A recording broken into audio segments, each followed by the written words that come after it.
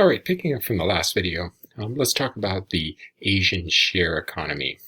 This is where employees share company risk through bonuses as a large percent of pay. This is in contrast to the Anglo model, where wages make up the largest percentage of compensation. In the share economy, bonuses would be disproportionately large to wages. And the advantage of this, aside from the obvious, the employees feel like they're sharing in the profitability of the business, it also adds flexibility to labor costs and may attenuate the business cycle. For example, if a recession occurs, business revenue will drop. In order to preserve profit margins, companies will try to lower their labor costs. Well, in the US Anglo model, it's difficult to do this without unemploying workers because wages are inflexible downward, hard to lower wages. But bonuses are attached to the revenue or the profitability of the company. So when revenue drops, the labor costs automatically drop in an Asian model, in a share economy. This can actually help keep workers employed during a recession. And you can see this. Take a look at the unemployment rates in Japan going all the way back to 1965 and forward to 1987. The unemployment rates are low to begin with compared to the US, but they're also less volatile. The extremes are not as high as in the US. I mean, the low for the US is probably around 3.5 in this time frame, but the high is all the way up to maybe 9.7. So you get a much greater range, which suggests that if firms are using employment and unemployment as a means of reducing costs during a downturn, whereas in Japan, they don't need to use that means because they automatically see lower labor costs as workers get less bonuses during a downturn. There's actually a theory. Some of you may be familiar with the Keynesian theory of the business cycle, which says that a decrease in economic activity is amplified because firms can't lower wages. In essence, wages are sticky downward. Well, if wages make up a small fraction of compensation and bonuses a large fraction, then compensation becomes much more flexible downward, and you may mitigate those business cycles. Another thing that's a little more common in the Asian model is a two-tiered labor market, much like we saw in the European model. You have these older full-time workers that have full protections and a lot of benefits, and then younger part-time workers that don't. This has become much more commonplace and almost created two economies. The example in the US would be maybe you're a college student and you can't get a full-time job with healthcare, so you become an Uber driver. You're part of the gig economy. Well, that's a two-tiered labor market, but it's just not as common here, whereas it might be the norm for young people in many of these other countries. And it's also exemplified by piecing together multiple jobs. So you might have 2 or 3 different jobs that end up creating a full-time workload, but you still don't have those protections and you don't have the kind of tenure that the older workers would have. Japan's post-World War II implicit lifetime labor contract is famous in terms of its attempt to try to guarantee employment for everybody. The goal was to align the company's interests with the workers' interests. The company wants maximum productivity, profit, revenue, all of that kind of stuff, and the workers want a job. They want a certain degree of confidence that they're going to have income coming in for the rest of their life. So the Japanese attempted to do this by implying in many jobs that people would get that. If you stick around long enough, you'll effectively have a job for life. Now that's different than an explicit contract. It's very rare that you'd find an explicit lifetime labor contract, but in some cases you do. Judges, for example, in the US, they get lifetime labor contracts. Teachers also often get tenure, which is a lifetime explicit labor contract. But outside of judges and teachers, it's not as common in the US. Japan has been decreasing in terms of its use of implicit lifetime contracts, but it still represents a large percentage of the labor force. 20 to 30%. So we would say that Japan's labor market is still relatively inflexible compared to the Anglo model, but maybe more flexible than what we see in the European model. Singapore is a good example of the greater flexibility that some of the Asian countries have went towards. They have a 44-hour work week, comparable to the US at 40 hours, 1.5 times pay for overtime, again, it's comparable to the US, 1 week annual leave with 1 added day per year up to a total of 14 days a year. In the US, we don't have required leave, but it is traditional for companies after a certain period to provide employees with 2 weeks off a year. And then either party can terminate with pay in lieu of notice, but 1 month is customary. That's at-will employment. In the U.S., we're known for having at-will employment, which adds a lot of flexibility to labor market. So this is pretty much the same thing, but in the U.S., we would have generally 2 weeks customary for the employee. The employee would usually give 2 weeks notice if they're leaving a job. In Singapore, it's 1 month. The employer in both countries is not usually required, nor is it customary to give notice to an employee of termination. That can be a problem because if you give notice to a terminating employee, there could be a demoralization effect that could come back to bite the company. Take a look at this table here. It shows Singapore in particular in terms of its employment protections compared to some of these other Asian model countries. First, look at the rigidity of employment. On a scale from 0 to 100, with 100 being the most rigidity, Singapore is at a 0. None of these other Asian countries are even close. And then you'll also notice that the semi-democracies have, in particular Malaysia and Singapore, have lower rigidity than the democracies. That might be a result of democracies giving workers the ability to exert their influence through the political system and actually create policy to benefit themselves, something that might not be the case in semi-democracies. They might not have as much influence. Cost of firing, another way to measure the level of employment protection. The higher the number, the greater the rigidity.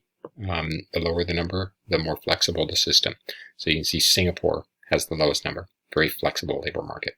And then de jure employment protection. So de jure means by law, and with 0 being the least protections and 100 being the most, you'll notice that Singapore is also on the low end. So Singapore has distinguished itself among the Asian model countries by adopting a lot of the same Asian characteristics, right? But having a more flexible labor market. That has made Singapore a very attractive place for businesses to operate. It has made Singapore one of the most prosperous countries, not only in the Asian model, but in the world. Continuing on. Okay, let's talk about the Asian welfare state. Much smaller than what we would see in the European model, and in many cases even in the Anglo model.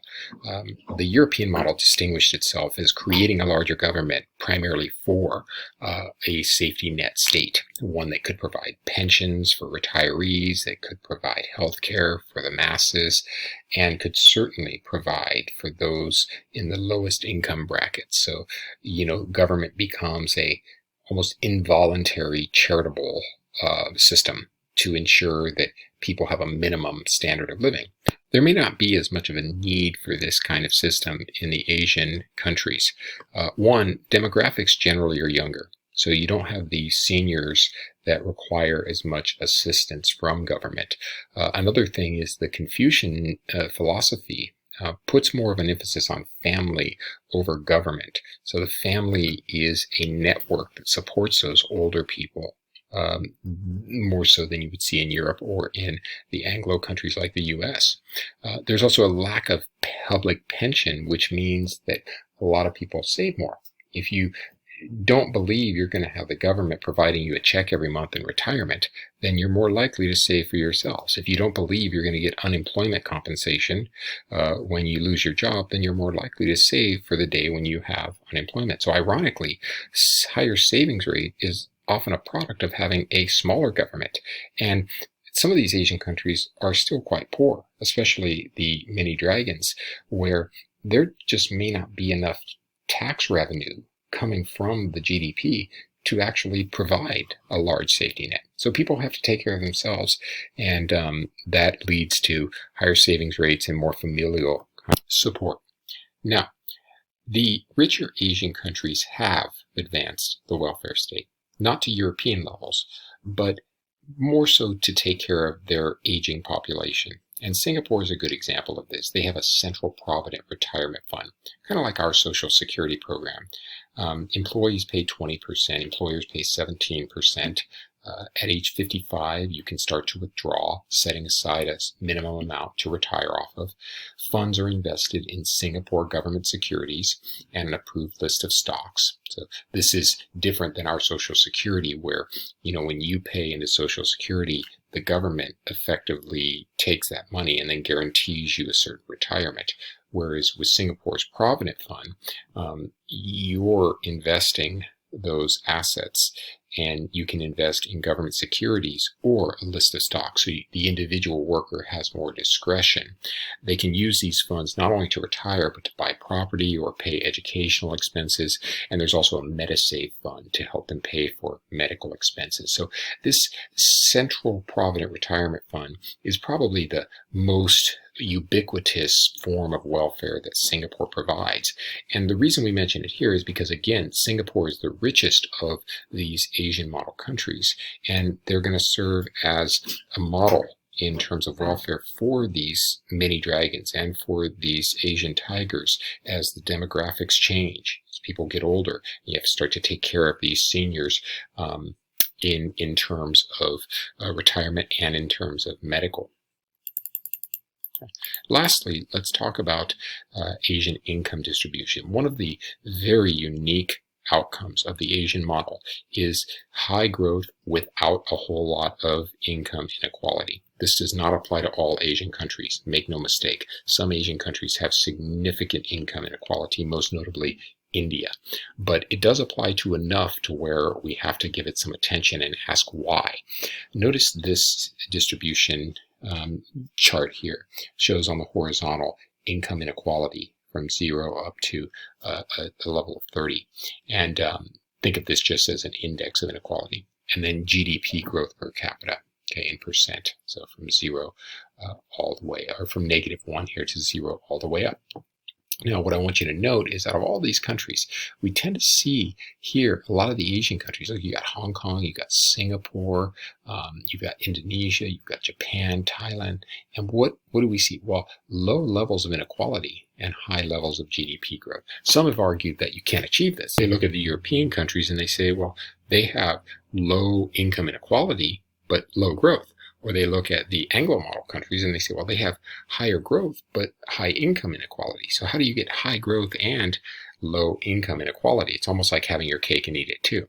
And the belief is that it's a unique outcome because of the circumstances that these Asian model countries are in. They're starting from a lower level of GDP to begin with. So there's the seeds of economic growth, and they're able to industrialize, grow rapidly without really trading off a lot of inequality. It's like everybody benefits when you're starting from a lower level of productivity. That inequality starts to emerge more as you get to the higher levels of productivity and the higher per capita GDPs. You can see this in the policies as well.